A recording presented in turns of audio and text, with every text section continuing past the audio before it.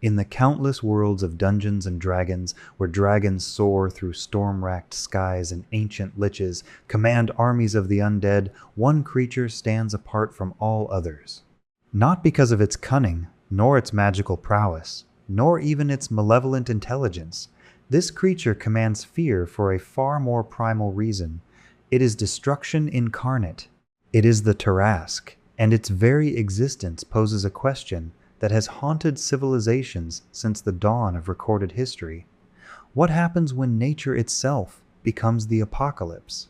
The Tarrasque occupies a unique position in the hierarchy of monstrous threats. Ancient red dragons may possess greater intelligence, demon lords may command vast armies, aboleths may scheme across millennia, yet none of these creatures inspire the same visceral, existential dread as the Tarrasque. This is because the Tarrasque does not scheme, does not negotiate, and cannot be reasoned with. It simply exists, and when it awakens, entire nations hold their collective breath. Most adventurers and scholars alike believe they understand the Tarrasque. They know it is large, powerful, and nearly indestructible. They know it represents the ultimate combat challenge, a legendary encounter reserved for only the mightiest of heroes. But this surface understanding misses the profound implications of what the Tarrasque truly represents. It misses the cycles that govern its existence. It overlooks the cults that worship it. And perhaps most critically, it fails to grasp the philosophical nightmare embedded in the creature's very nature. Consider this. In a world where magic can reshape reality, where gods walk among mortals, where the very fabric of existence can be bargained with and altered, there exists a creature that simply cannot be permanently destroyed. Not by magic, not by divine intervention, not by any force known to mortal or immortal beings. The Tarrasque can be defeated, yes. It can be driven back into slumber, but it cannot be ended.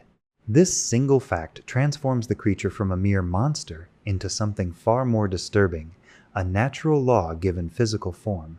The exploration ahead examines what lies beneath the surface understanding of this legendary beast. It investigates the creature's mysterious origins and the theological implications of its existence. It analyzes the biological impossibility of its physiology and the mechanics that allow it to function. It reveals the cycles that govern its periods of dormancy and activity, and why these patterns matter far more than most realize.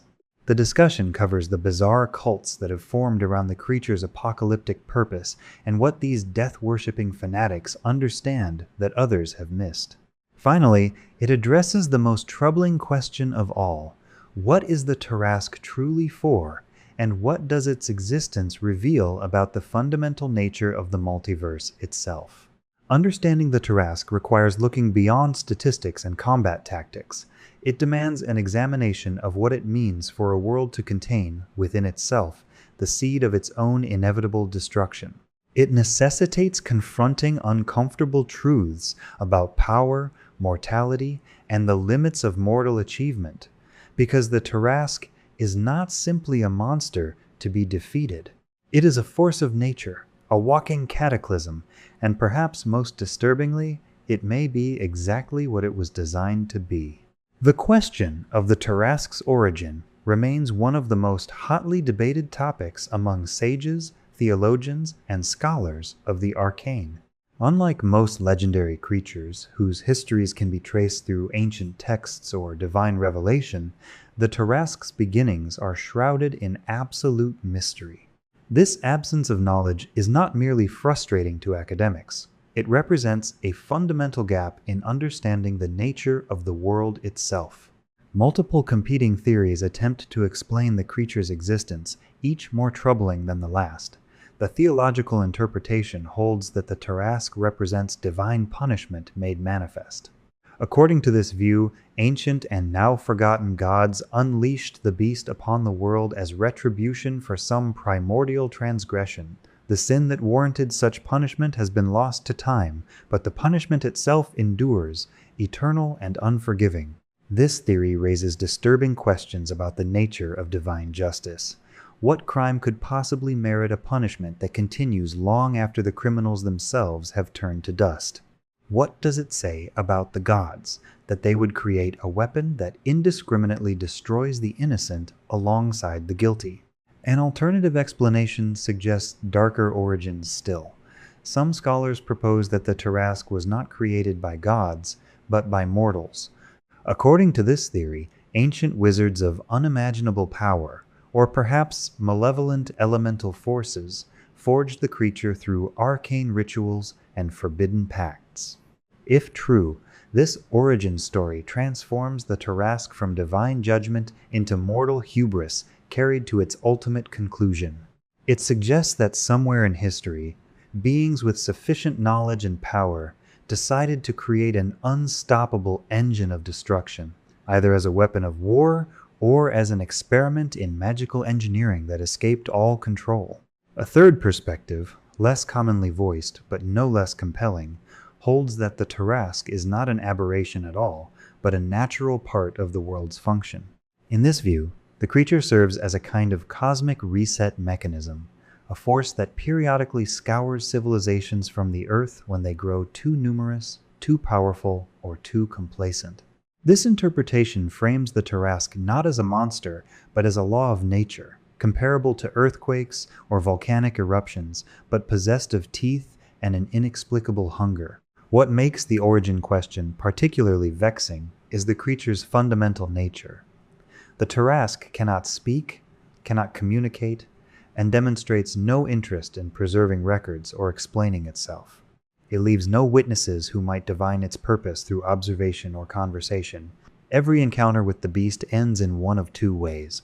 The Tarrasque is driven back into dormancy, or everything in its path is consumed. There is no middle ground, no opportunity for understanding, no chance for the creature to reveal the why behind its existence. This inability to determine origin has profound implications for those who seek to combat or contain the threat. If the Tarrasque is divine punishment, then perhaps divine intervention could end it, yet no god has ever done so. If it is a magical creation, then perhaps the right counterspell or dispelling magic could unmake it. Yet centuries of archmages have failed to achieve this goal. If it is a natural force, then fighting it may be as futile as declaring war against gravity itself.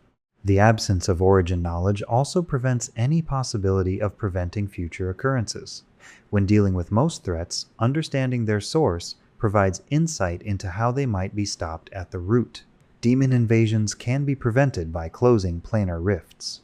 Undead plagues can be traced to their necromantic origins. But the Tarrasque simply exists and has always existed and will continue to exist regardless of mortal action or inaction. Perhaps most troubling is what this mystery reveals about the limits of knowledge itself.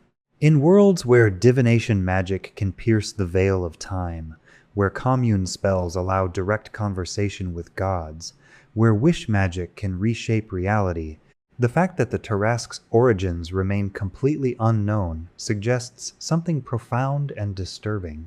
Either the knowledge has been deliberately hidden by forces beyond mortal comprehension, or the creature predates existence itself in some incomprehensible way, or the truth is so terrible that reality itself refuses to preserve the memory. The physical reality of the Tarrasque defies conventional understanding of biology, physics, and natural law. To encounter the creature is to witness an impossibility made flesh, a violation of every principle that governs how living beings should function. The Tarrasque stands approximately 50 feet in height, measured from ground to shoulder, roughly equivalent to a 5-story building. Its length, measured from snout to tail tip, extends to 70 feet. These measurements alone place it among the largest terrestrial creatures known to exist, but size alone does not capture the creature's physical presence.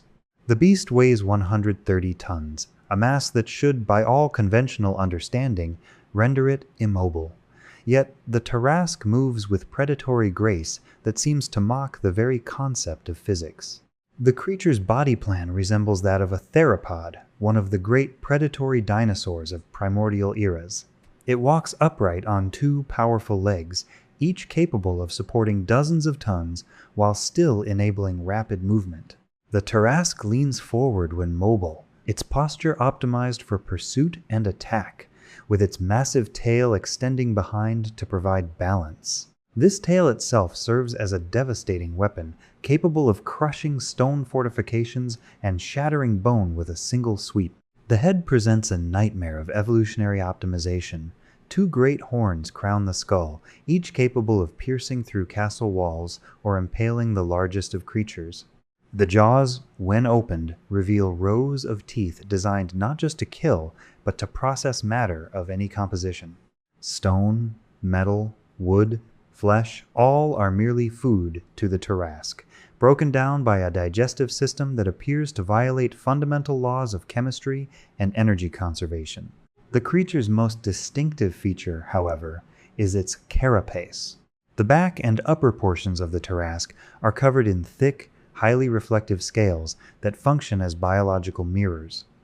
This is not merely defensive plating, but a sophisticated magical defense system. Spells cast at the creature often reflect back toward their casters, transformed into unpredictable effects by the interaction with the carapace. This reflective quality makes the Tarrasque nearly invulnerable to magical assault, as each attempt to harm it through sorcery risks becoming a weapon against the attacker. The creature's defensive capabilities extend far beyond its reflective carapace. The Tarrasque possesses what scholars term epic damage reduction, a supernatural resilience that allows it to ignore all but the most powerful physical attacks. Weapons that would cleave dragons in half shatter against its hide. Blows that would topple giants barely register against its armored bulk. Only weapons of legendary power, wielded by heroes of exceptional strength, have any hope of penetrating this defense. More troubling still are the creature's immunities. The Tarrasque is completely immune to fire regardless of intensity or source. Dragonfire, elemental flames, and even the heat generated by magical fusion simply wash over its scales without effect. Poison, whether injected, ingested, or absorbed through contact, has no impact on its biology. Disease cannot take hold in its body. Energy drain, the terrible necromantic effect that saps life force from victims, finds no purchase on the creature. Ability damage, the weakening of physical or mental attributes through magical or supernatural means, does not affect it. Perhaps most disturbingly, the Tarrasque regenerates. Not slowly, as trolls or vampires might heal from wounds, but at an astonishing rate that allows it to recover from injuries that would permanently cripple other creatures. Severed limbs regrow, crushed organs restore themselves. Even catastrophic damage to its brain or heart results only in momentary incapacitation before the tissues knit themselves whole again. This regeneration appears to function independently of the creature's feeding, suggesting that it draws energy from some source beyond normal biological processes.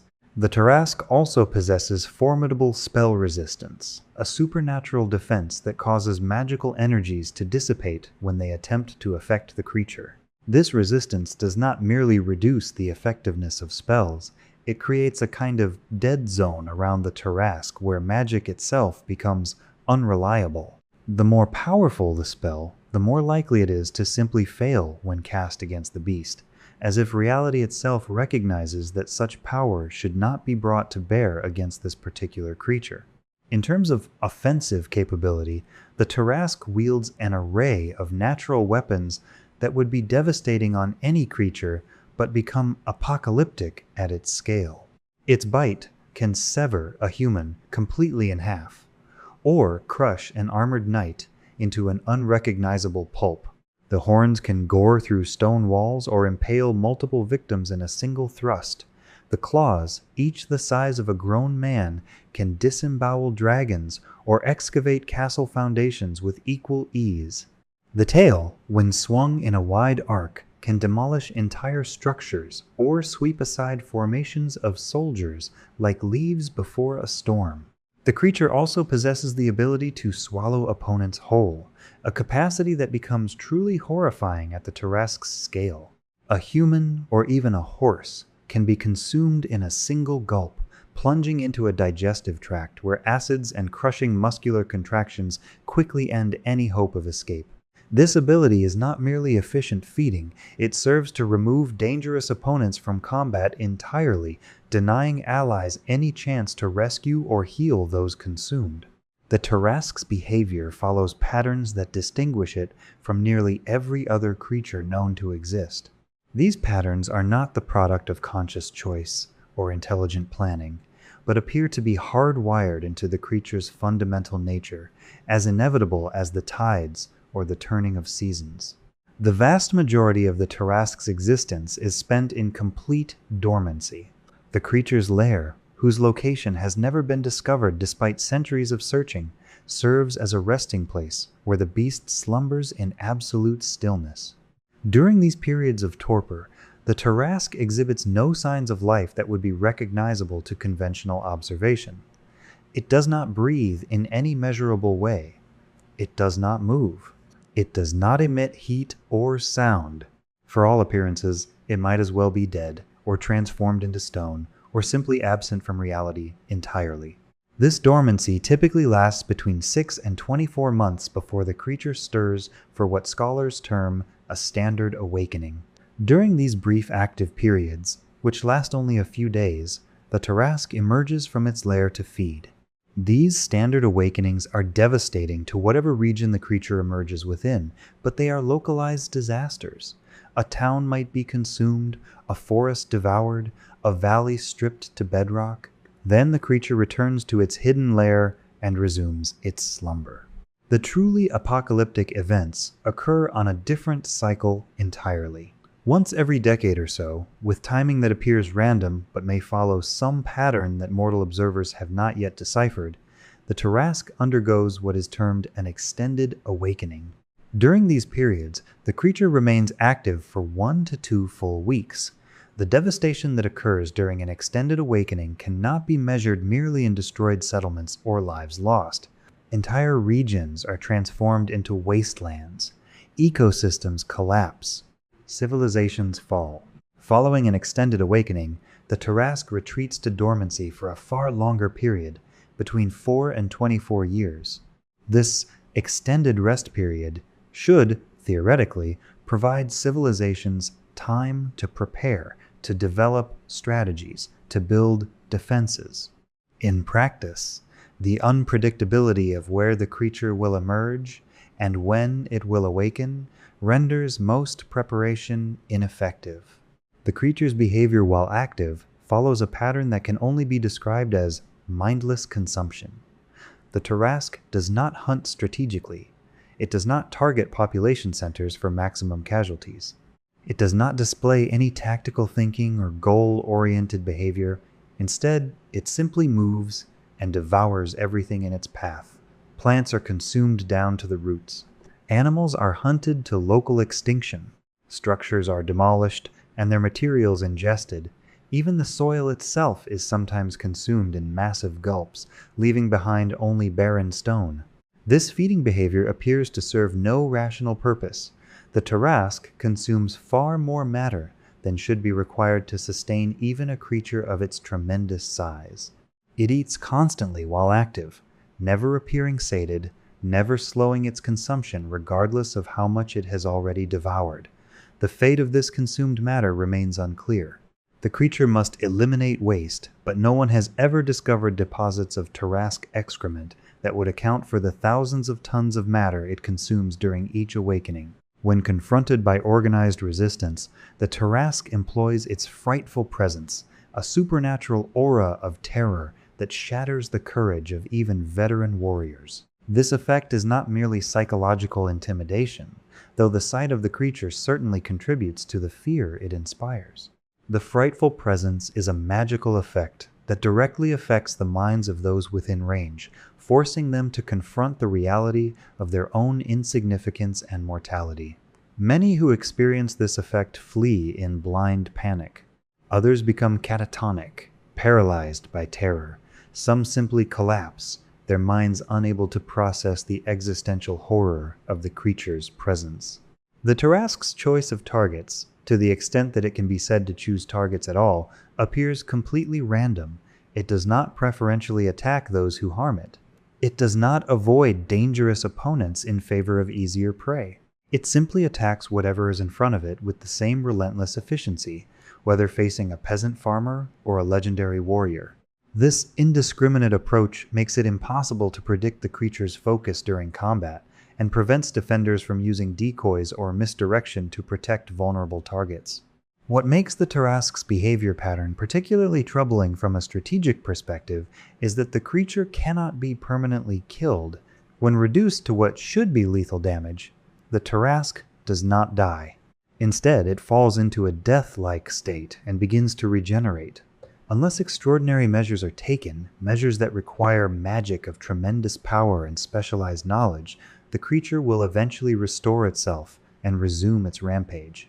This means that defeating the Tarrasque in combat does not solve the problem, it merely postpones the inevitable next awakening. The question of what triggers the Tarrasque's awakenings has never been satisfactorily answered. Some scholars theorize that the creature awakens when it has regenerated sufficient energy or metabolized some reserve that is depleted during activity. Others suggest that external factors, such as planar alignments or fluctuations in magical fields, serve as triggers. A minority view holds that the creature awakens in response to some threshold of civilization or population density, serving as an automatic corrective mechanism against overpopulation or excessive development. The existence of the Tarrasque has given rise to some of the most disturbing religious movements in recorded history. These cults represent the intersection of theology, nihilism, and madness, formed by those who have concluded that apocalypse is not merely inevitable, but desirable. The most notorious of these movements are the Priests of Grief, a religious order that exemplifies how profound loss can transform into world-ending fanaticism. The origins of this cult lie in tragedy. The priests were once legitimate clerics who served a god whose nature and identity have been lost to historical record. When this deity died through circumstances that remain unclear, the priests found themselves in an unprecedented crisis. Their power, which flowed from divine connection, disappeared. Their purpose, which centered on serving their god, became meaningless. Their identity, built around their role as divine intermediaries, collapsed entirely. Most clerics who lose their connection to their deity either find new gods to serve or abandon religious life entirely. The Priests of Grief chose a third path. Rather than accept the loss of their god as a personal tragedy to be endured or overcome, they reinterpreted it as a cosmic signal. The death of their deity, they concluded, was not an isolated event but a precursor to universal ending. The eschaton, the end of all things, had begun, and rather than resist this inevitable conclusion, the priests chose to embrace it and hasten its arrival. The transformation from grieving clerics to apocalyptic cultists did not occur overnight. Historical records suggest that the priests initially engaged in conventional mourning rituals, attempting to honor their deceased deity through prayer and remembrance. However, their collective grief, amplified by the shared loss of purpose and power, created a feedback loop of despair that spiraled into madness. Gradually, their mourning rituals transformed into something darker. The priests began to research methods of awakening the Tarrasque, drawing on forbidden texts and consulting with entities that no sane person would willingly contact. They developed a theory that the Tarrasque represented the universe's natural ending mechanism, and that by awakening it outside its normal cycle, they could initiate the final apocalypse. This belief system reframed their loss, not as meaningless tragedy, but as the first step in a divine plan for universal destruction. The ritual they developed was sophisticated in its deception. Publicly, the priests announced their intention to conduct a weeks-long ceremony honoring the memory of their fallen god. This announcement provided cover for the true purpose of their gathering, the performance of a complex magical working designed to rouse the Tarrasque from slumber. The ritual required precise timing, rare components, and the coordinated efforts of dozens of participants. It also required knowledge that should not have existed, suggesting that the priests had discovered or been granted access to information about the Tarrasque that even legendary scholars lacked. The theological implications of the priests of grief are deeply troubling. Their movement represents a response to divine death that transforms personal loss into a justification for omnicide. They concluded that if their god could die, then nothing possesses inherent worth or permanence. If death can claim even the divine, then perhaps death should claim everything, and the sooner this occurs, the less additional suffering will accumulate. But the priests of grief are not the only cult to form around the Tarrasque. Various apocalyptic movements throughout history have viewed the creature as a necessary agent of cosmic renewal. These groups, while less organized and widespread than the priests, share certain common beliefs. They hold that civilization itself is a form of corruption or disease, and that the Tarrasque serves as a cure. They interpret the creature's cycles of awakening as scheduled cleansings that prevent the world from becoming completely overtaken by the artificial constructs of mortal civilization. Some cults approach the Tarrasque from an ecological perspective, viewing it as nature's response to imbalance. In this interpretation, cities, agriculture, and industry represent violations of natural order, and the Tarrasque exists to restore balance by periodically destroying these artificial systems. These movements often recruit from those displaced or harmed by rapid urban development, offering them a narrative in which their suffering serves a higher purpose. Other groups take a more mystical approach, believing that the Tarrasque serves as a test imposed by cosmic forces to prove the worthiness of mortal civilizations. According to this view, cultures that cannot survive the creature's awakening deserve destruction, while those that endure are validated in their right to exist. These cults sometimes attempt to predict where and when the Tarrasque will emerge, seeking to be present for the awakening to witness what they view as divine judgment made manifest. What unites these diverse movements is a fundamental rejection of the assumption that civilization should be preserved. While most societies view the Tarrasque as an existential threat to be opposed at any cost, these cults view it as sacred, as righteous, or as inevitable. They have concluded that fighting against the creature is not merely futile, but wrong, a resistance to necessary destruction that only prolongs suffering. The existence of these cults complicates efforts to prepare for or respond to Tarrasque awakenings. Cultists may actively work to sabotage defensive preparations, or to prevent the creature from being driven back into dormancy. They may spread misinformation about the timing or location of awakenings. In extreme cases, they may attempt to replicate the ritual of the priests of grief, seeking to trigger awakenings outside the creature's natural cycle. From a philosophical perspective, these cults force uncomfortable questions about meaning and purpose. If the universe contains within itself a force of absolute destruction that cannot be permanently defeated, what does this say about the value of building, creating, or striving toward any lasting achievement? The cultists have concluded that the Tarrasque's existence proves the futility of all mortal endeavor. That most societies reject this conclusion does not make the question less valid or troubling. It merely means that most choose to defy the implications of what the Tarrasque represents, to build and hope and plan despite the certainty that eventually, whether in this generation or a future one, the creature will awaken and reduce those efforts to nothing. Understanding what the Tarrasque truly represents requires stepping back from the immediate horror of its physical presence and examining what its existence implies about the fundamental nature of reality itself. The creature is not merely a threat to be overcome, it is a philosophical paradox made flesh, a walking refutation of every comfortable assumption about progress, safety, and the permanence of achievement. In worlds where heroes routinely defeat gods, where archmages reshape reality according to their will, where entire planes of existence can be conquered or sealed away, the Tarrasque stands as an absolute limit. It cannot be reasoned with, cannot be permanently destroyed, and cannot be fundamentally altered from its nature. Every other threat in existence, no matter how powerful, can theoretically be overcome through sufficient power, knowledge, or cleverness. The Tarrasque cannot. It can only be endured, survived, and temporarily driven back into dormancy. This quality transforms the creature from a monster into something more abstract, a natural law that happens to have teeth. Civilizations do not speak of defeating gravity or overcoming the passage of time. They acknowledge these forces as fundamental aspects of reality and build their societies within the constraints these forces impose. The Tarrasque should perhaps be understood in the same context, not as an enemy, but as a recurring catastrophe that must be planned for, like earthquakes or volcanic eruptions, but possessed of mobility and hunger.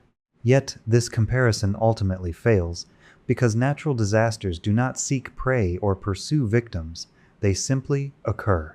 The Tarrasque, while mindless, exhibits behavior that suggests purpose, even if that purpose cannot be comprehended. It awakens, it feeds, it destroys, and it returns to slumber according to patterns that imply some underlying function. The question that haunts scholars and theologians alike is, what function could possibly require a creature of such devastating power? One possibility is that the Tarrasque serves as a population control mechanism on a cosmic scale. Left unchecked, civilizations expand, consuming resources and transforming landscapes until entire worlds become ecumenopolises, planet-spanning cities. Perhaps the Tarrasque exists to ensure this never occurs, to periodically scour away the accumulated achievements of civilization and force survivors to rebuild from a reduced baseline. If this is the case, then the creature is not an aberration but a crucial component of planetary homeostasis, terrible in its function but necessary. Another interpretation suggests that the Tarrasque serves as a challenge mechanism, a test imposed by cosmic forces to ensure that only civilizations of sufficient resilience and adaptability survive. Cultures that cannot organize an effective defense against the creature, or that collapse when their great works are destroyed, fail this test and vanish from history. Those that survive, rebuild, and prepare for the next awakening prove their worthiness to continue existing. This interpretation transforms the Tarrasque from mindless monster into the instrument of a brutal but possibly necessary selection process. A darker possibility exists. Perhaps the Tarrasque serves no purpose at all, but is instead an error, a flaw in the fabric of reality that manifests as an unkillable engine of destruction. In this view, the creature is not a feature but a bug, a mistake that cannot be corrected because the systems that might have done so are no longer accessible or no longer exist. This interpretation is perhaps the most disturbing because it suggests that the universe itself is flawed, and that this flaw will persist forever, causing periodic catastrophes that serve no purpose and achieve no goal. Regardless of which interpretation one accepts, the Tarrasque forces a confrontation with impermanence on a scale that most minds struggle to process. A human life might last 70 years. A dynasty might endure for centuries. Even the greatest civilizations eventually fall, but they fall to causes that can be understood and potentially avoided in the future. Invasion, plague, economic collapse, environmental catastrophe. The Tarrasque represents a cause of destruction that cannot be avoided, cannot be predicted with precision, and cannot be permanently prevented. This reality creates a philosophical crisis. If everything built will eventually be destroyed, if every achievement will ultimately be consumed, what is the point of building or achieving anything?